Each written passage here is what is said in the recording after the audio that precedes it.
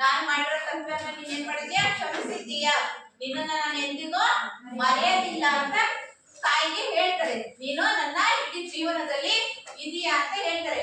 ಅದೇ ಎರಡನೇ ಅಭ್ಯಾಸದಲ್ಲಿ ಕನ್ನಡದಲ್ಲಿ ಏನೇನು ಇರ್ತಪ್ಪ ಅಂದ್ರೆ ಹಣ್ಣುಗಳಿದಾವೆ, ಕಾಯಿಗಳಿದಾವೆ, ಮತ್ತೆ ವಿವಿಧ ಬಗೆಯ ಎಲೆಗಳಿದಾವೆ, ಪುಷ್ಪಗಳಿದಾವೆ, ಮತ್ತೆ ನದಿಗಳು, ಸ್ವಚ್ಛಂದವಾದಂತಹ ಭತ್ತ, ರಾಗಿ ಏನಿದೆ, ಉತ್ತಮವಾದಂತಹ ಗಾಳಿ ಐತೆ, ಪ್ರಾಣಿ ಪಕ್ಷಿ ಯಾವ ಸರ್ಪದ ಸಮೂಹ ಇಲ್ಲಿ ಐತೆ, ನದಿಗಳು ಕೂಡ ಇದಾವೆ. ಇಲ್ಲಿಲ್ಲದ್ದು ಏನೈತೆ, ಇಡೀ ಭೂಮಿಗೆ ಆಕಾಶವೇ ಬಂದಂತೆ ನಮ್ಮ ಕನ್ನಡ ನಾಡು ಐತೆ.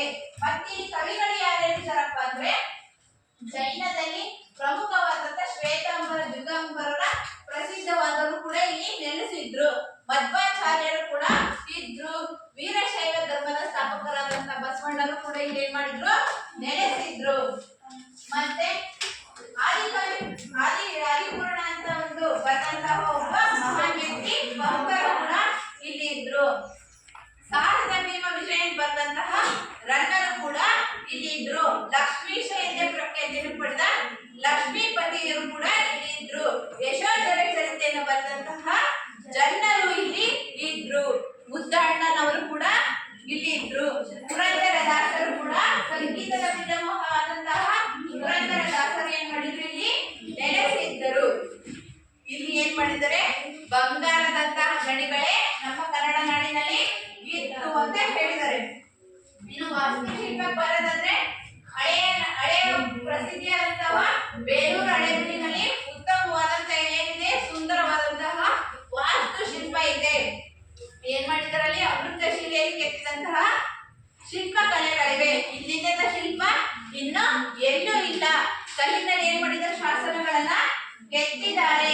ನಮ್ಮ ಹಳೆಯದಾದಂತ ಸಂಸ್ಕೃತಿಯನ್ನು ಏನ್ ಮಾಡ್ಬೋದು, ನಾವಲ್ಲಿ ಕಾಣಬಹುದು. ಇಡೀ ಸಾಮ್ರಾಜ್ಯದ ಆಳ್ವಿಕೆನ ನಾವು ಶಾಸನಗಳ ಮೂಲಕ ಏನ್ ಮಾಡ್ಬೋದು, ತಿಳ್ಕಬಹುದು. ನೀನೇನ್ ಮಾಡು, ಹಳೆಯ ವಿಷಯವನ್ನ ಏನ್ ಮಾಡು, ನಿನ್ನ ಧ್ವನಿಯಲ್ಲಿ ನೀನೇನು ಮುಂದಿನ ಪೀಳಿಗೆಗೆ, ಯಾರಿಗೆ ಕನ್ನಡ ನಾಡಿನ ಬಗ್ಗೆ ತಿಳ್ಕೋಬೇಕು ಅಂತ ದಾಹ ಇರುತ್ತಲ್ಲ ಅವ್ರಿಗೆ ನೀನೇನ್ ಮಾಡು, ಹೇಳು ಅಂತ ಹೇಳ್ತಾರೆ. ನೆಕ್ಸ್ಟ್ ನೋಡಿ, ಯಾರು ಕನ್ನಡ ಭಾಷೆಯನ್ನ ಬಿಟ್ಟು ಬೇರೆ ಭಾಷೆ ಸೊಗಸನ್ನ ಅಂಬಲಿಸ್ತಾರ, ನಮ್ಮ ಭಾಷೆ ಬಿಟ್ಟು ಯಾವ ಭಾಷೆಗೆ ಅದೇ ಚೆನ್ನಾಗಿದೆ, ಬೇರೆ ಭಾಷೆನೇ ನಮ್ಮ ಕನ್ನಡ ನಾಡು ಚೆನ್ನಾಗಿರೋ ಭಾಷೆ ಅಂತ ಹೇಳ್ತಾರೋ ಅವ್ರಿಗೆ ಕನ್ನಡ ನಾಡಿನ ಸೊಗಸನ್ನ ನೀನು ಅರ್ಥ ಮಾಡಿಸು, ಕನ್ನಡದ ಸೊಗಸನ್ನ ನೀನು ತಿಳಿಸು ಅಂತ ಹೇಳ್ತಾರೆ. ನೆಕ್ಸ್ಟ್ ನೋಡಿ, ನಮ್ಮ ಮನಸ್ಸನ್ನ ನೀನೇನ್ ಮಾಡು, ಲಾಸ್ಟ್ ಭಾಗದಲ್ಲಿ ಶಕ್ತಿಶಾಲಿಯನ್ನಾಗಿ ಮಾಡು. ಎಲ್ಲರ ಬಾಯಲ್ಲಿ ಏನ್ ಬರ್ಬೇಕು, ಕೇವಲ ಕನ್ನಡ ಕನ್ನಡ ಅನ್ನೋದೇ ಬರುವ ರೀತಿ ನೀನು ಮಾಡು. ಇದು ಒಂದೇ ನನ್ನ ಕೋರಿಕೆ. ನಿನ್ನ ಕನ್ನಡದ ಕೀರ್ತಿಯನ್ನ ನೀನೇನ್ ಮಾಡು, ಇಡೀ ಜಗತ್ತಾದ್ಯಂತ ಹಬ್ಬಿಸು ಅಂತ ಯಾರು ಹೇಳ್ಕೊತಾರೆ, ಗೋವಿಂದ ಪೈ. ಗೋವಿಂದ ಪೈ ಕನ್ನಡ ತಾಯಿಗೆ ಮನವಿಯನ್ನ ಮಾಡ್ಕೋತಾರೆ. ಇಡೀ ಪ್ರಪಂಚನ ಏನ್ ಮಾಡಬೇಕು, ನಾವೆಲ್ಲರೂ ಒಂದೇ ಅಪ್ಪ, ಕನ್ನಡಿಗರು ನಾವು ಅಂತ ಏನ್ ಮಾಡಬೇಕು, ಪ್ರತಿಯೊಬ್ರು ಹೇಳ್ಬೇಕು ಅಂತ ಇವರು ಮನವಿಯನ್ನ ಮಾಡ್ಕೋತಾರೆ. ಯಾರ ಹತ್ರ, ಕನ್ನಡ.